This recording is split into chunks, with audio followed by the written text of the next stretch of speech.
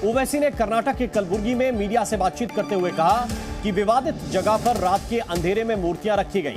वहां मस्जिद थी और आगे भी रहेगी। मुसलमानों ने 500 सालों तक वहां पर नमाज पढ़ी थी।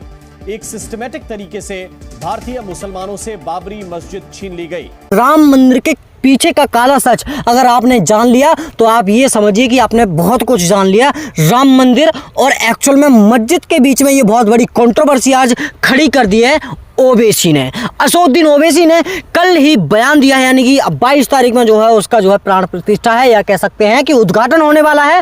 और उसी में एक समय ऐसा निकल के आ गया है कि बहुत बड़ी कंट्रोवर्सी खड़ी हो चुकी है राम मंदिर के पीछे।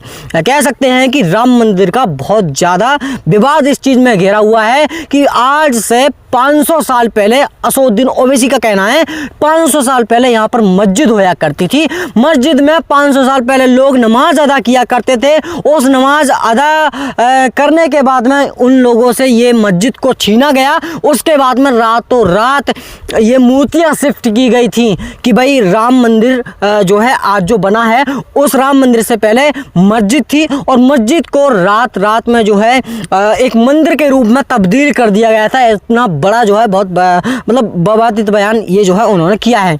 अब सबसे बड़ी बात ये है अपने आप को समझाने की और दूसरे को भी बताने की, क्या सच में ये राम मंदिर नहीं, क्या मस्जिद है? क्या मस्जिद नहीं राम मंदिर है? आप लोग समझेंगे वास्तव में भाई साहब राम मंदिर है। चलिए मैं आपको इस बात को कंफर्म कर देता हूं कि अब जो असदुद्दीन ओवैसी ने कहा है भाई साहब, मुझे नहीं लगता कि उन्होंने झूठ कहा है। अब मेरे ये झूठ बताने से कि इन्होंने झूठ नहीं कहा है, सही कहा है, तो आप खुद ही समझ गए होंगे कि भाई साहब राम मंदिर एक्चुअल में था ही नहीं। रातों रात मूर्तियां शिफ्ट की गई थी, ऐसा असदुद्दीन ओवैसी का कहना भी है। अब आप खुद इस चीज़ में समझ करके देखिए, मान करके देखिए कि कोई भी मुस्लिम समाज का व्यक्ति उस पर कोई भी कंट्रोवर्सी खड़ी नहीं करे, कोई भी विवादित टिप्पणी नहीं करे, कोई भी ऐसा विवाद खड़ा नहीं करे। इसीलिए रातों रात और आज ही यानी कि कल 22 तारीख में इतनी जल्दी, चूँकि अभी तक पूरा नहीं बना है राम मंदिर, उससे पहले ही उसका उद्घाटन कर रहे हैं। क्यों?